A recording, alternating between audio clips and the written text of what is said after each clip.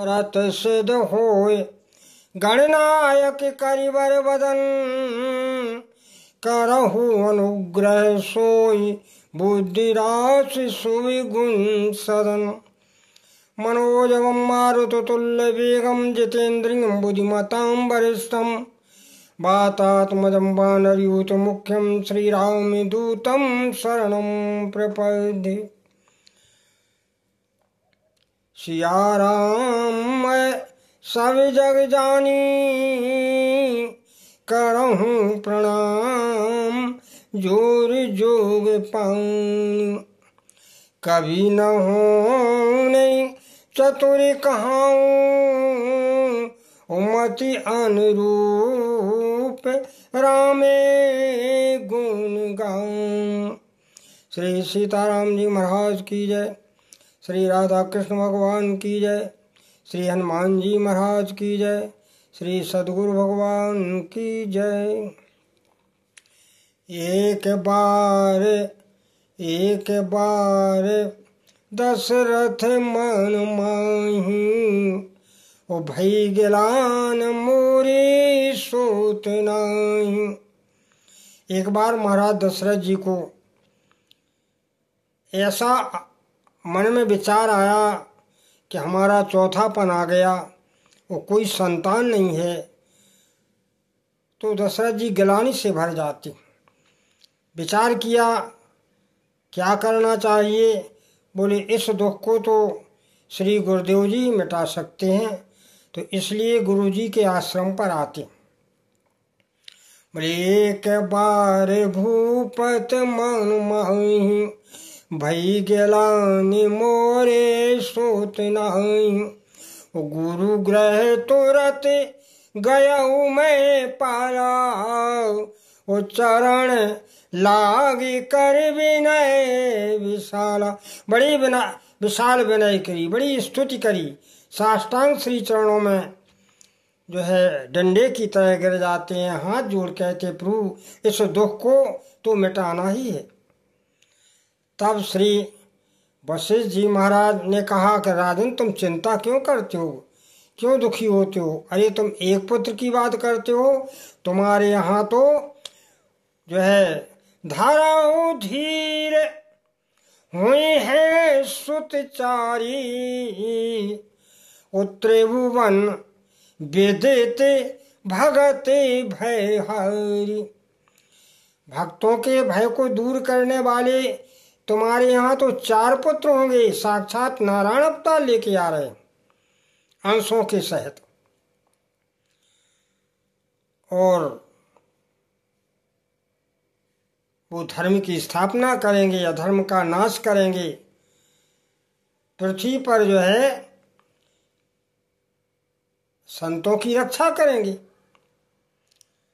ऐसा जब श्री वशिष्ठ जी महाराज ने कहा तो वशिष्ठ जी महाराज को बड़ी प्रसन्नता हुई। बोले भगवान ये होगा कैसे कार्य संपन्न।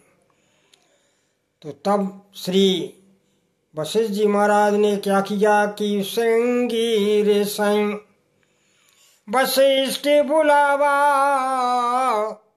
और पुत्र काम सुवियज्ञ करावा।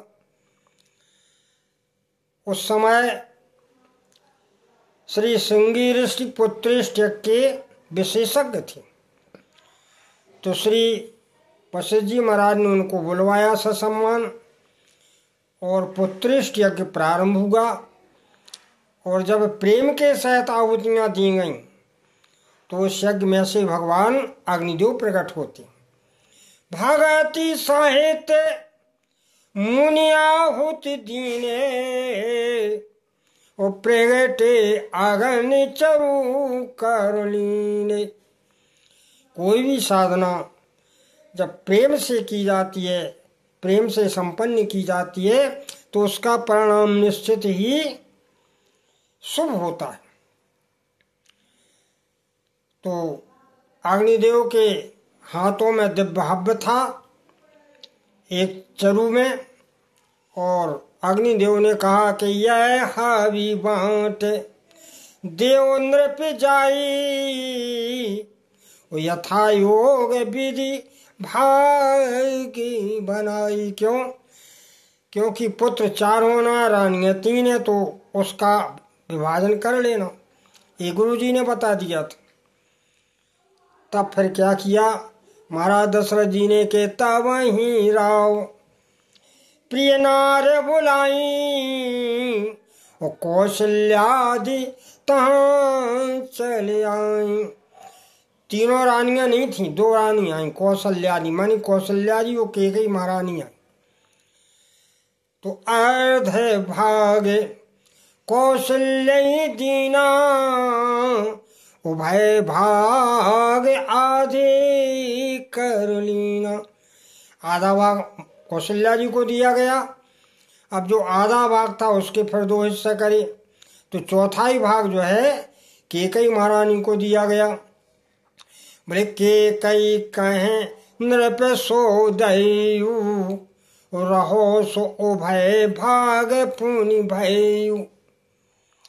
अब जो चौथाई भागा उसके फिर 2 हिस्सा करे, और कौशल्या और कैकेयी के हाथों में रख के कहा तुम सुमित्रा जी को दे देना। तो कौशल्या कैकेयी हाथ धर, और दीन सुमित्र मन प्रसन्न कर।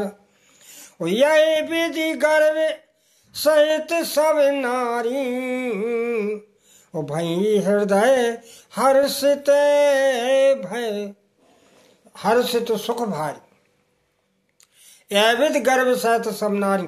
जब उस हव्य को माताओं ने पान किया तो उन्हें आभास हुआ कि हमारे गर्भ धारण हो गया, ऐसा आभास हुआ। और जिस दिन से ऐसा आभास हुआ उस दिन से सारी जो है सृष्टि में आनंद की लहर दौड़ गई। गोस्वामी जी ने लिखा है, बोले जा दिन ते हरिगर वही आए, वो सकल लोक सुख संपत्ति छाए। सारे लोक में सुख जो है विराजमान हो गया। और मंदिर में राजई सब रानी, शोभाशील तेज की खानी। राजमहलों में महारानी कैकेयी और कौशल्या, कैकेयी और सुमित्रा ऐसी शोभा को प्राप्त हो रही थीं। देखिए तीनों माताएं में 3 गुण प्राकट हो रहे हैं, शोभा, शील और तेज की खान। माता कौशल्या शोभा की शील थी क्योंकि पहला अब ने दिया गया, दूसरा अब कैकेयी को दिया था वो शील स्वरूप थी, और तीसरा अब सुमित्रा जी को दिया गया तो वो तेज स्वरूप थी। माने तीनों माताओं के जो पुत्र होना थे उनके गुण उनके श्रीमुख पर जो है देदीप्यमान हो रहे थे। मंदिर में सब राजही रानी, शोभा शील तेज की खान। कौशल्या जी के कौन हुए? बोले शोभा सिंधु खरारी। शोभा के सिंधु श्री राम जी का जन्म हुआ, इसलिए कौशल्या माता के श्री मुखमंडल पर शोभा स्वरूप था। और कैकेयी के बोले शील सिंध सुन गुरुआ गबनू। श्री भरत जी महाराज शील सिंधु है। भरत जी महाराज का जो है जन्म हुआ, इसलिए कैकेयी माता के श्रीमुख पर शील था। और सुमित्रा जी के कौन हुए? बोले लखनलाल यू शत्रुघ्न। दोनों तेज स्वरूप थे, दोनों जो है राजकुमार तेज स्वरूप थे। देखिए शत्रुघ्न जी जब ननिहाल से आए और जब सारा वातावरण जाना तो क्या किया, होमा के लात तक कुबर मारा, परिव भूम कर घोर चिकार। मंथरा के कुबड़ में लात मार दी श्री शत्रुघ्न जी ने। तब भरत दया ने दीन छुड़ाई और कौशल्या पर गए 2 भाई। शील ने श्री भरत जी ने कहा नहीं भैया ऐसा मत करो। और लखनलाल जी भी तेज के निधान हैं, बोले राजन राम अतुल बल जैसे वो तेज निधान लखन पुनि तैसे। तो जैसे माताओं के श्रीमुख पर जो गुण थे वही गुण के पुत्र का प्राकट हुआ।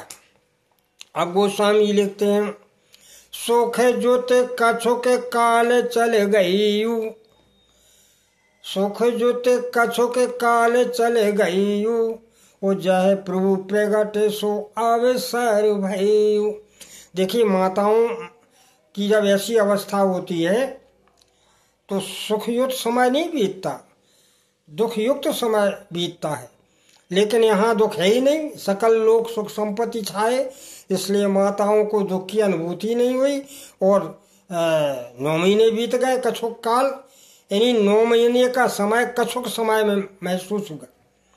अब प्रभु के प्राकट होने का समय आ रहा है। तो गोस्वामी जी लिखते हैं कि जोग लगन ग्रह बार तिथि सकल भये अनुकूल। क्यों? बोले चारे अरुआ चारे हर्ष ज्योत राम जन्म सुख मूल। राम जी का जन्म भी सुख का स्वरूप है, राम जी का नाम ही सुख सिंधु है, राम जी का दर्शन ही सुख को प्रदान करने वाला है। तो योग लगन ग्रह बार सारी की सारी जो है अनुकूल हो गए, कोई प्रतिकूल था ही नहीं।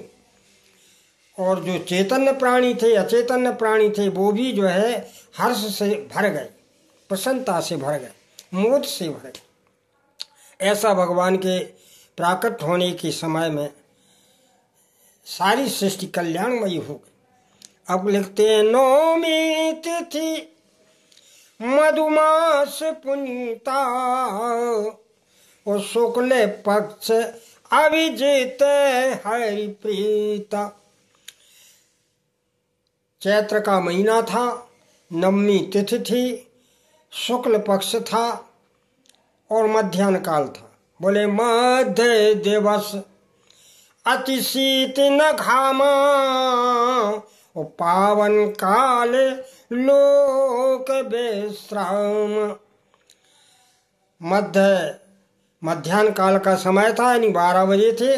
तो 12 और 12:30 के बीच में अभिजित नक्षत्र आता है, शुक्ल पक्ष अभिजित हरि प्रीता, जो भगवान को बड़ा प्यारा है। अभिजित नक्षत्र में ही राम जी का जन्म हुआ है। तो महापुरुष कहते हैं कि इस अभिजित नक्षत्र में यदि कोई कार्य किया जाए तो उसका परिणाम शुभ मिलता है। चाहे उस समय भले ही ग्रह बार लगन भले ही अनुकूल न हो, लेकिन यदि 12 साढ़े 12 के बीच में अभिजित नक्षत्र में कोई भी कार्य किया जाता है तो उसका परिणाम शुभ ही मिलेगा। ऐसा महानुभावों की भाव है। अब कहते हैं कि जब जो है भगवान के जन्म का समय आया, मध्याह्न काल हुआ, तो उस समय शीतल मंद सुगंध पवन बहने लगे। शीतल मंद सुरभि बह बाऊ,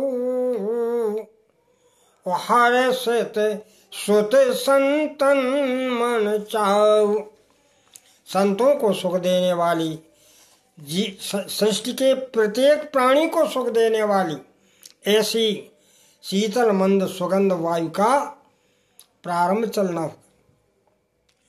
तो इस तरह अब जब ये अवसर ब्रह्मा जी ने जाना तो ब्रह्मा जी सारे देवताओं को लेके आकाश मंडल में आ गए, क्योंकि प्रभु अवतरित होने वाले हैं, तो इसलिए स्तुति कर लो, भगवान की स्तुति करते हैं। बोले सो अविसर बिरंच जब जाना, चले सकल सुर साज विमान। स्तुति करई नाग मुनि देवा, स्तुति करई नाग मुनि देवा, और बो विधि लावई निज निज सेवा। देवता आकाश मंडल में अपने विमानों पर वह भगवान की स्तुति करने के लिए लालायत हैं, और सभी बड़े बड़े मुनि देव नाग ये सभी जो है अपने अपने भावना के अनुसार प्रभु की स्तुति करके मानो अपनी सेवा को प्रकट करना चाहते। फिर सेवा हो गई, भगवान नहीं आए। अब स्तुति करके फिर अपने अपने लोग को चले गए, और जब सब लोग को चले गए तब राम जी का प्राकट्य होता है। गोस्वामी जी ने लिखा कि जग निवास सुर समूह विनती कर पहुँचे निज निज धाम। सुर समूह विनती कर पहुँचे निज निज धाम। और जग निवास प्रभु प्रगट भय अखिल लोक विश्राम। जग निवास प्रभु प्रगट भय अखिल लोक विश्राम।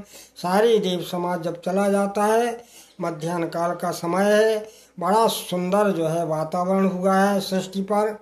ऐसे में भगवान श्री राम माता कौशल्या जी के सामने प्राकट्य होने के लिए आ रहे हैं। उनका प्राकट्य हो रहा है और भगवान 4 भुजा में आएंगे। अब भगवान की किस तरह आएंगे, किस तरह माता कौशल्या उनकी स्तुति करेंगे, ये शेष भाग अगले अंक में। इसी के साथ वाणी का विराम। बोले आनंद कंद भगवान की जय।